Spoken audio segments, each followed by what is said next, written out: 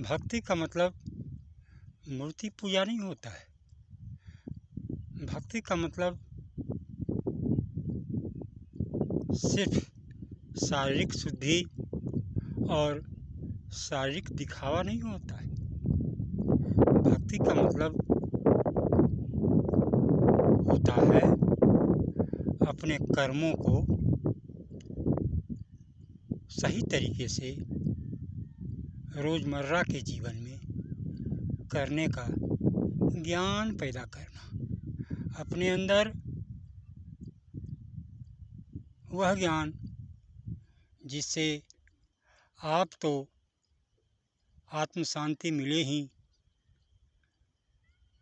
जो हमारी संगति में हो, जो हमारे साथ में हो, जो हमारे अलग अलग में आगे पीछे रहता हो, उसको भी अनुभव होने लग जाए।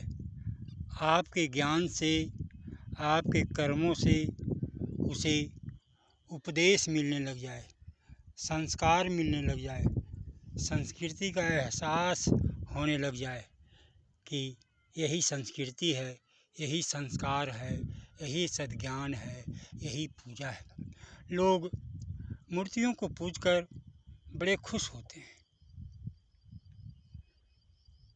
इसमें तरह तरह का विधान करते हैं।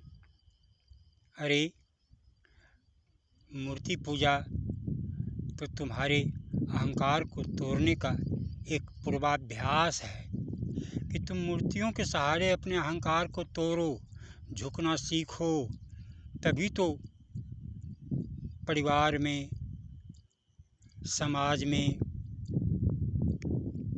झुक सकोगे। अपने को ऊंचे समझने वाले यदि कोई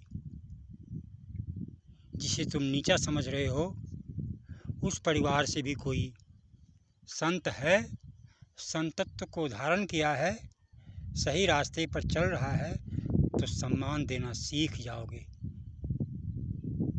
आज के समय में देखा जा रहा है कि जो अपने को बड़ा ही उच्च खानदान परिवार का समझता है, वह समाज के अन्य लोगों को अभिवादन करना नहीं चाहता, सेवा नहीं देना चाहता, प्रेम नहीं देना चाहता। कुछ दिखावटी बनावटी बातें करते रहते हैं और नाक भाव भी सिकोड़ते रहते हैं। अपने को बड़ा भक्त साबित करना चाहते हैं। अरे मूर्तियों के सहारे ऋषियों ने तुम्हारे अहंकार को तोड़ने का प्रयास किया था कि अपने अहंकार को तोड़ो। मूर्तियों के सामने झुकते झुकते, मूर्तियों के सामने लोरी गाते गाते, मूर्तियों के सामने भजन करते करते, गीत संगीत गाते गाते, सुबह से शाम तक सेवा करते करते, जो भी सेवा के विधान वहाँ हैं, वही सेवा का विधान अपने परिवार में, घर में, माता पिता के साथ, भाई परिवार के साथ, समाज के साथ करना शुरू कर दो। ये कोई एक व्यक्ति के लिए नहीं है, पूरे समाज के लिए है, पूरी मानव जाति के लिए है। तभी तो हम एक दूसरे की सेवा करने की भावना बनाए रखेंगे और प्रेम बढ़ता जाएगा, शांति बढ़ती जाएगी। एक दूसरे को देखकर हम आह्लाद से भर जाएंगे, आनंद से भर जाएंगे। मन में कटु कभी विचार नहीं आएगा, मन में किसी प्रकार का तनाव नहीं आएगा, किसी के प्रति किसी तरह का घृणा का भाव पैदा नहीं होगा। तब तो आप स्वस्थ रहेंगे। नहीं तो अहंकार में, दूसरे लोगों को देखते ही अहंकार में आते हो और तुम्हारे अंदर तनाव पैदा होता है, तुम्हारे अंदर विकार पैदा होता है। उसे कोई हानि नहीं होती है। तुम्हें लगता होगा कि मैंने उसे देखकर घृणा किया तो मैं बड़ा महान हो गया। ऐसी बात नहीं है। तूने उसे देखकर घृणा किया, बैर किया, ईर्ष्या किया, तो समझो कि तुम जल गए, तुम्हारे खून जल गए और तुम्हारी आयु घट गई। इन सब बातों पर विचार करके हमारे संतों ने समाज को ऊपर उठाने के लिए, प्रेम भाव को बढ़ाने के लिए, मानवतावादी बनने के लिए ये मूर्ति पूजा का विधान किया था।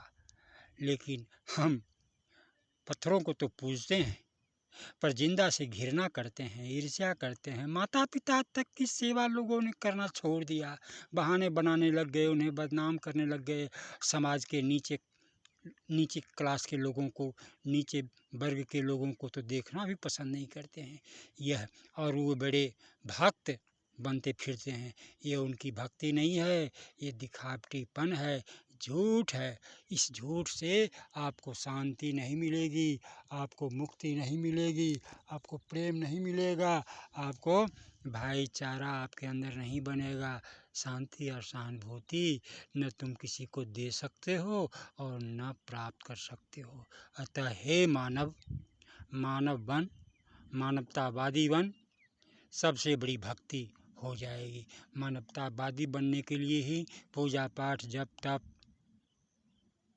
आदि गीत संगीत का धर्म पथ पर अनुसंधान किया गया था। ओम ओम।